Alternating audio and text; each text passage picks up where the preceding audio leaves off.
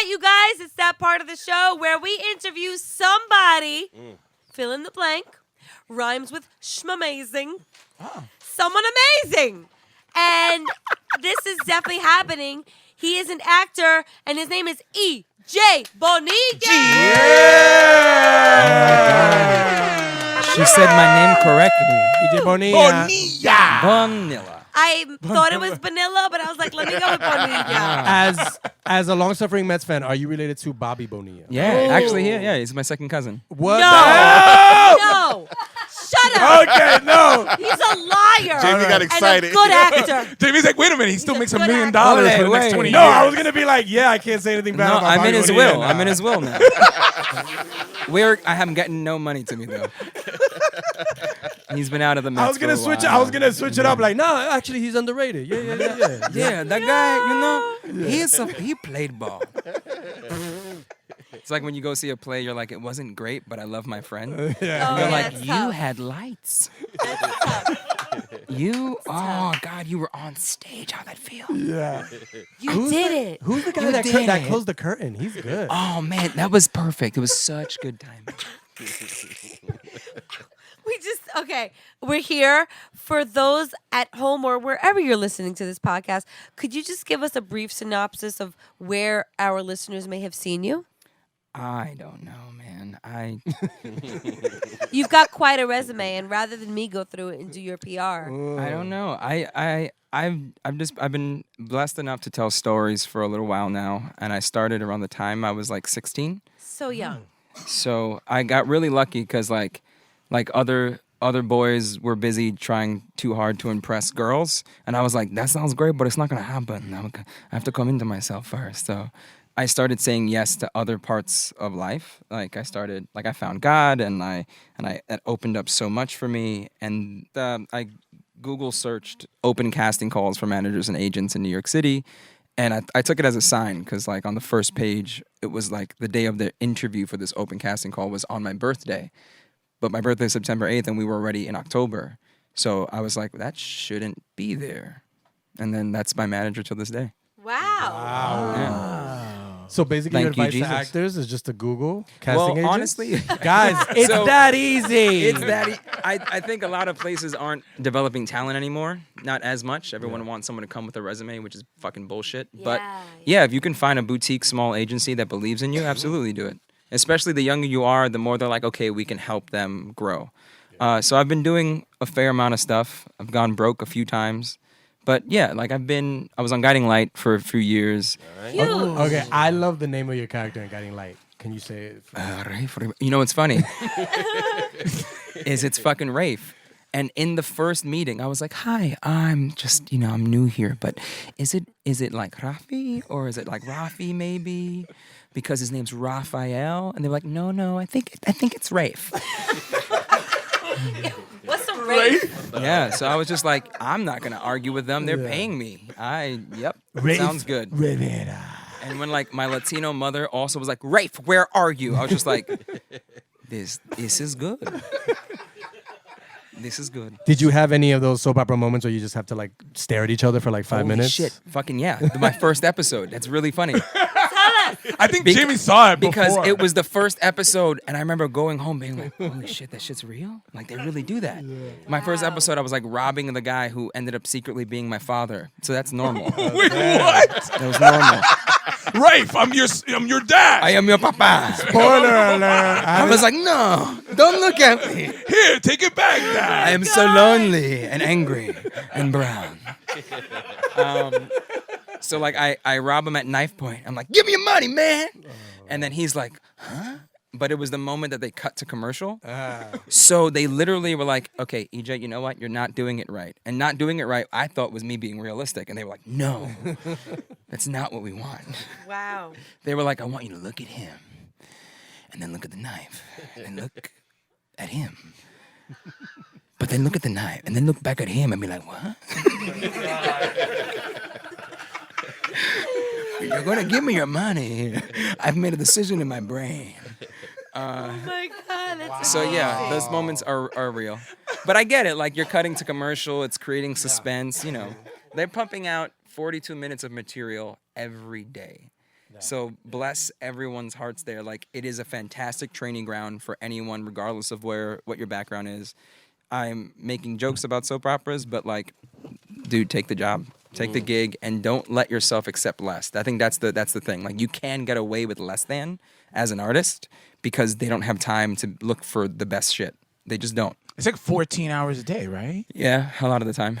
Wow. Yeah, and there's changes, and if you're one of the stars there, you learn. Like, we had one woman there, God bless her, and I used to say she could turn sand into crystal. Because she would take stuff that I was just like, man, like, it just feels like this is missing so much. And then I would watch her do it, and I'd be like, well, fuck, I need to step my game up. That was incredible. Wow. There's OGs in those soap opera Word. shows. Who's like this guy? What is he doing? He looked at me, he winked, and he licked his lips. 23 minutes? Okay. Our clock guy is making his Time presence remaining. felt. We're experimenting with a clock. It's a I soap think it's opera. going Look at great. the clock. Look at the microphone. no. Look at the clock. Yeah. Okay. Look at Jamie. I'm sorry. Look at I'm me. what? And then say sorry. I apologize. Dun, dun, dun. Next question. Tomorrow. On the next question. So LOL. after the soap opera, do you remember your first non-soap opera gig? Yeah. So I was really blessed. One of the first things that like solidified in me that I was ready, that I wanted to tell stories for the rest of my life. There's something called the Sundance Film Labs. If you guys have never heard of it, it is a master class in whatever it is you love about making film. And so they have the director's lab in the beginning of summer, and then they have they have the writer's lab first, and then they have the director's lab at the beginning of summer. And I was in high school still. I was 17 when I got accepted for this film called Don't Let Me Drown, and I was just there. So I was young. in 2005. I was there to just, they have directors come in, they workshop 6 of their most difficult scenes, and then they have people like Sally Fields was there, Philip Seymour Hoffman was there, Robert Redford, of course, and all these amazing people to help guide the directors and the actors and the artists, right? Incredible. Right? And so my mind was a little blown because I got to leave school. I got my teachers to be like, okay, fine, you can make up your shit when you get back. My Mr. Marks, if you're listening, like, thanks, man, because he did not want to do it. He was like, Edward, what's more important to you? And he's a fantastic teacher, but I left. I was like, peace the fuck out. I was like, thank you. What do you think, Marks? Thanks Yeah. for shaping What do my you young think? mind. Yeah, but, thank you I for gotta- Hamlet. I mean, what? No, wait. Not sure we're allowed to say. And then I went out there, and my mom got to come with me. And for me, that was huge because I'm a boy from Brooklyn, and I'm getting myself and my mother flown to one of the most beautiful places in the fucking world, Utah. If you've never been to it's called God's country for a reason. It was summer, it was 90 degrees, but we could still hike up an hour and get to ice on the top of the mountain. That shit is fucking crazy. And on the first day there even, there's like a big circle and there's a Native American shaman there and there's a blessing because Redford asks to use the countryside instead of just pretending like white people own everything. Like, he really asks the Native American community for their permission. Wow. And the local chief/shaman comes and does this like giant blessing in this beautiful open meadow. And you stand there as he goes person to person and like prays for you. And that shit was just like, whoa. And then to have Sally Fields come up to you and be like, come here, I want to give you a hug. And I was like, wait, what? Oh, And she saw the dailies for like a scene we shot. And she was like, you got chops, kid. And I was just like, I don't know what that means yet. so cute. Let me look that up real quick. But yeah, my Puerto Rican mother from Brooklyn was like, holy shit, I get a vacation for 2 weeks. That was All amazing. right, Wait. Brooklyn. Did those Native Americans get like movie deals from Redford? Like, Absolutely. Okay, All of good. them. They're At famous. least, they Right? gotta We get all know the scripts in top development. And, Native American artists in the world. We all know them. Yeah. But just to answer your question, that project ended up getting made in 2007. We filmed it. So when I booked the soap opera, they knew I had that coming. Okay. So they let me do that film, and that film went to Sundance, and that was my first like real introduction into like, this is what making a movie is. If I'm not mistaken, that was part of the New York International Latino Film Festival at the time. Yeah, right? 'Cause that's when I first. That's where we met. Yeah, that's where we met, and it was like such a great film, and it's like it was so dope because like knowing that it was in Sundance and stuff like that. That's dope, and at the age that you were at, that's great to have on your resume. It and was a have blessing to experience. play a young Latino boy from Brooklyn as a young Latino boy from Brooklyn. Wow. So you grew up in Brooklyn. Shout it out real quick. Where you Brooklyn, repping? Where you Williamsburg, repping? Cooper Projects. You can do it too, N-words. Willie B. Williamsburg. Could you shout out your block? Kingsland Avenue between Withers and Jackson. All right. Okay. Ba ba ba ba. Don't shoot me.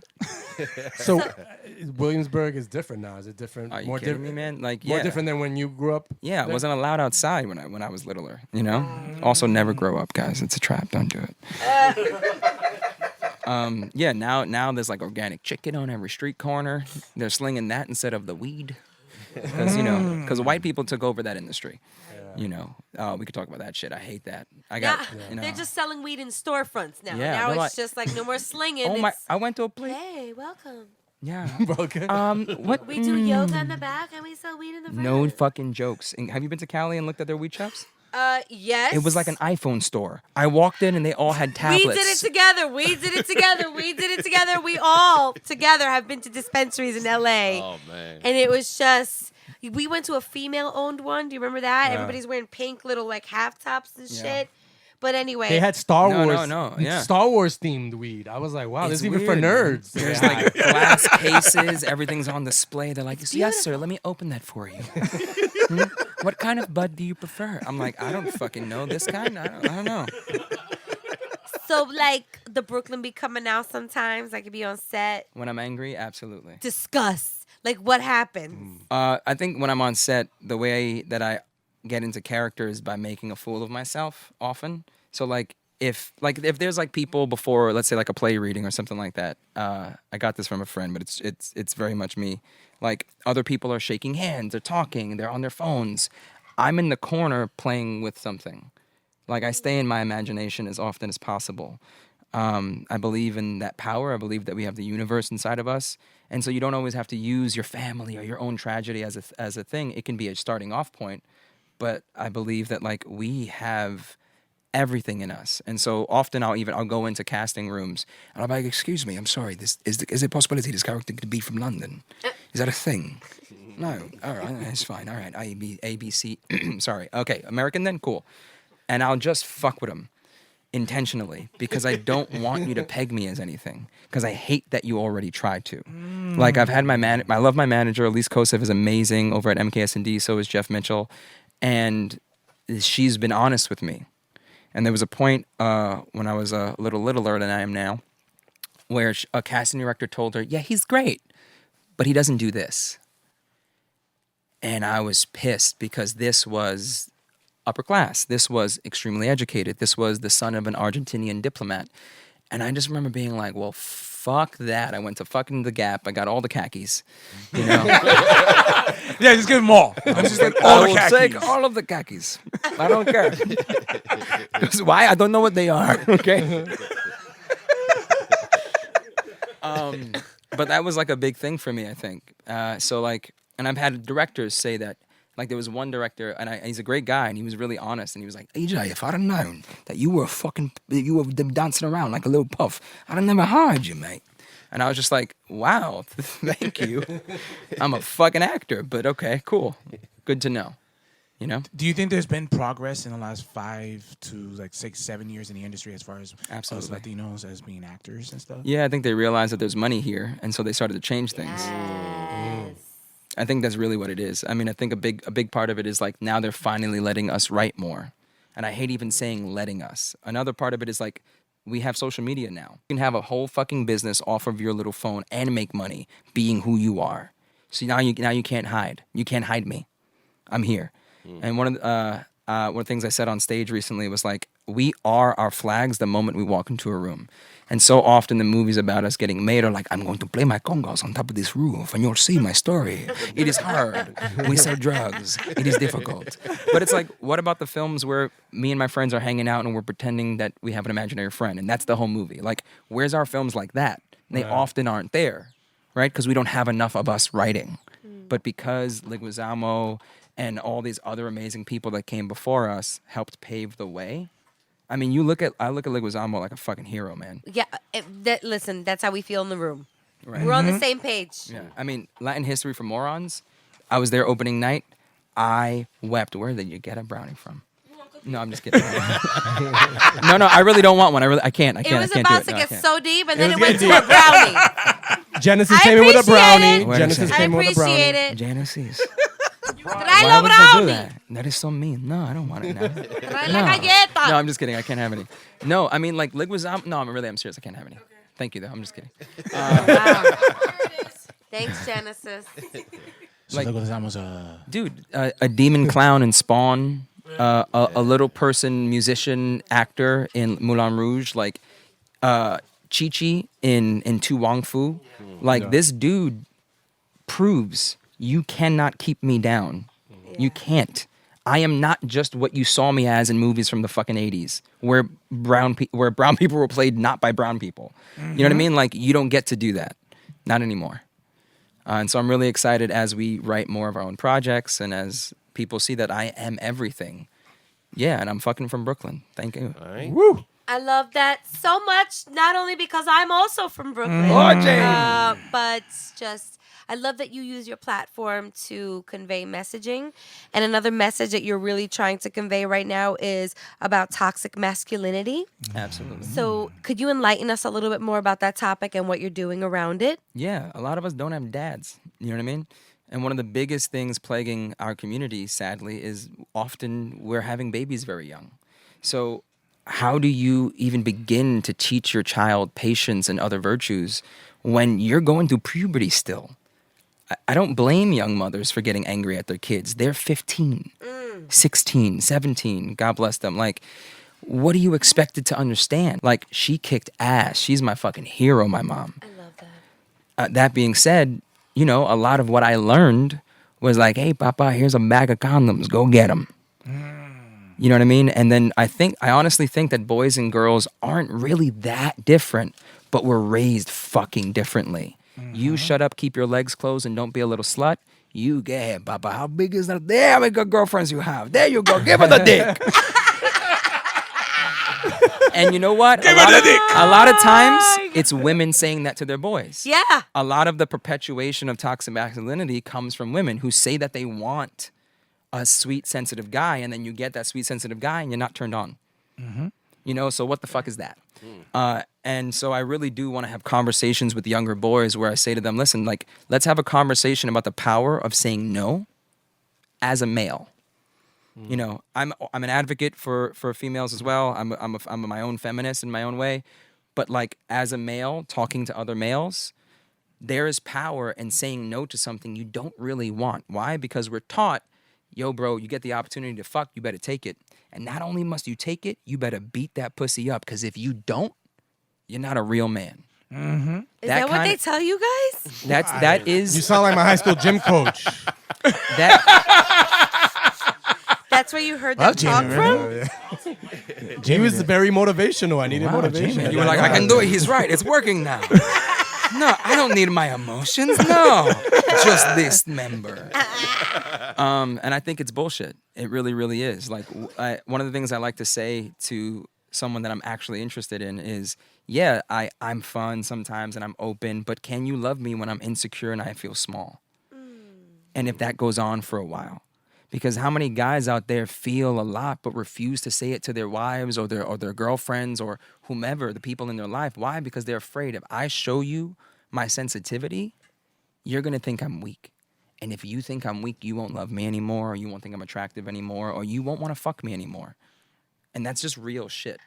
Do you also think pop culture perpetuates that? Absolutely. You know what I mean? It's like, it's kind of like you don't really see that sort of sensitive. The sensitive guy is always the guy who's just kind of like, oh, you know, I bet you can't, you know, Yeah, it's a lot of like... fuck her before prom. Yeah, And it's you- like, yeah. okay, here we go for 2 hours. Absolutely. Gotta try to fuck. Yeah, the funny thing is like that Wow, sensitive flashback guy... for you, huh, Jamie? That Are you sensitive okay? guy... It's a Hey, script. Jamie. It's a script. That was a moment. I'm ready. Oh, It's a one-man show. yeah. About my sex life. And I play all the characters. I'm her and I'm me. That's so like Wazamo of you.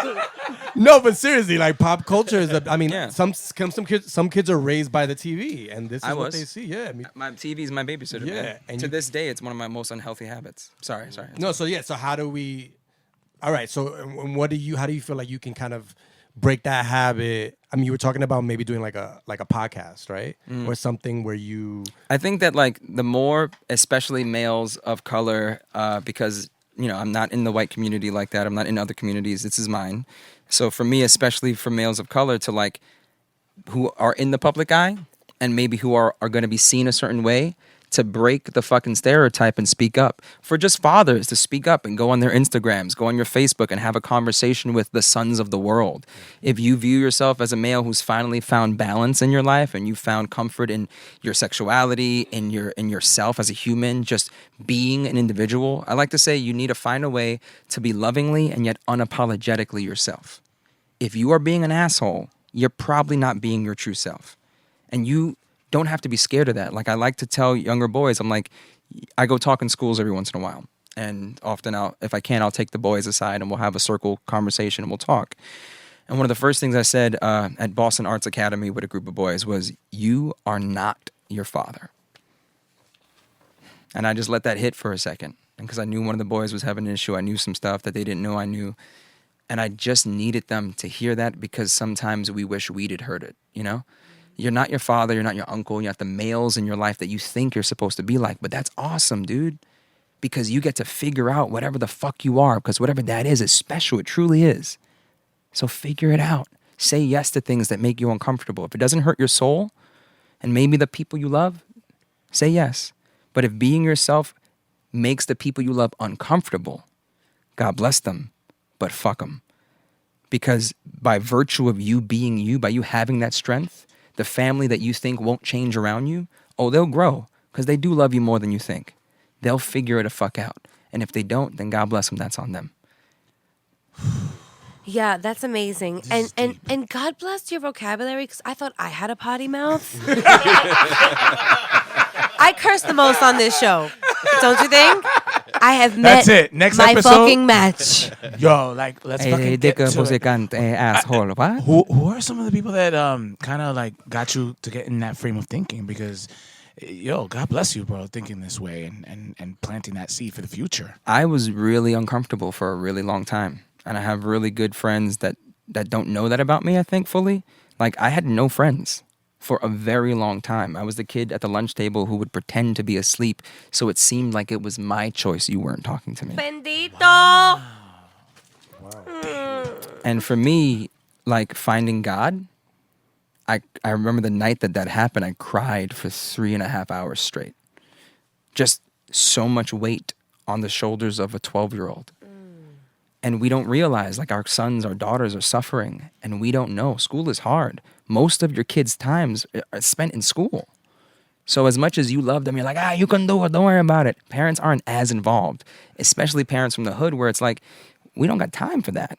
Figure it out, kid. That's what school is for. I got to go to work, And so, like, finding a sense of self in a space where you're just different. Like, I remember being like, I'm different.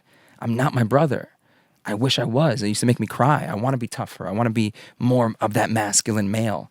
And I'm just not. It doesn't mean I don't have an animal in me. I do. But I had to learn to find me. I had to learn to celebrate me. And then I've had the blessing of amazing teachers along the way.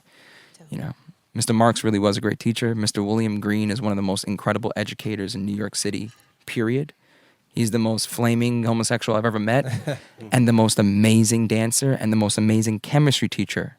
Oh, wow. This Versatility. dude can do anything. I guarantee you look him up, you should have him on your podcast. He's going to run the Board of Ed someday. Is he Latino? Absolutely. Hello. Green knows what it is to be homeless, to be a professional dancer by the time he was 15, was in Africa. The boy dances, and you ask for 3 pirouettes, he'll do 10. He's fucking amazing. And to this day, he's my mentor. I will call him up and I'll be scared about something. I'll be confused. I'll just want to know. And he's one of the most great hustlers I've ever met in my life. And did he teach you how to dance? Because you said you have a kind of a dancing background. Actually, he did more than that. Like, I was when I left junior high school, I got to high school as a sophomore. And because Brooklyn used to do that thing where, like, their schools went up to freshman year of high school. Their junior high schools did that. And he took me in my junior year. He said, call your mother. And I was like, huh? And he was like, call your mother. And I was like, okay. And he took the phone and made me leave his office and he explained to her that he was taking me somewhere. It's like, she knows you're coming with me. Don't worry about it. And I was like, circa 2004. Okay, cool. And he took me on a trek to Harlem. Took me up to a place called the UDA, the Uptown Dance Academy. Asked me if I had shorts on. And of course, you know, you're a brown boy. Of course, you have basketball shorts on. Back then, especially. Facts. I don't know why people are like, you playing ball? No. Then why the fuck do you have underwear and basketball shorts? Are you trying to hide your dick imprint? Like, are you ashamed or what's going on? And then, nope, body positivity. Love to everyone. Yeah. Me too. It's okay. But like, he threw me into a ballet class. And I fell in love. I love it. I love ballet. It is strong. It is fucking hard to do. And there's a lot of pretty girls around, but that's not why I was doing it. I loved it. You have to be so strong and so delicate. And I guess now that I'm saying it, it's kind of like a balance for my worlds, because I have an animal in me, and then I can be the most flamboyant person in the room. And I think that deserves to be celebrated. It's nothing to be ashamed of. Final question. What are you excited about in the next couple of months in your career right now? Just specifically for my career? No, both, actually. Anything. Well, I mean, I really, really, really love this craft. I love telling stories. I want to be fucking great at it. And I believe that I'm on the road to do that. I don't think I'm allowed to talk about it. When does this come out? Thursday. Okay, well then I'm not allowed to talk about it, but I just booked a really amazing project with like 2 of my heroes. Dope. I'm going to be a series regular on this new show, and it's taking me to LA. Yay! So Nice. it's pretty awesome. I get to play a CIA agent. Oh damn. And when I auditioned, I was like, he's a little bit from Texas, I think. I think he's a little Southern. Okay. So let's find out. You keep them guessing, man. Switch it up on them. Don't let them peg you. Don't let them peg you. How exciting is that? Is this exclusive? Like, I'm honestly super excited. I'm not even sure if I would talk about it. I don't really No, care no, about that it's stuff, fine, but it's I don't know. yeah, you no. know? Our listeners Play it will see. safe. Don't know. We'll make a big announcement too, and we can talk about I it. would love that. Thank you. Absolutely.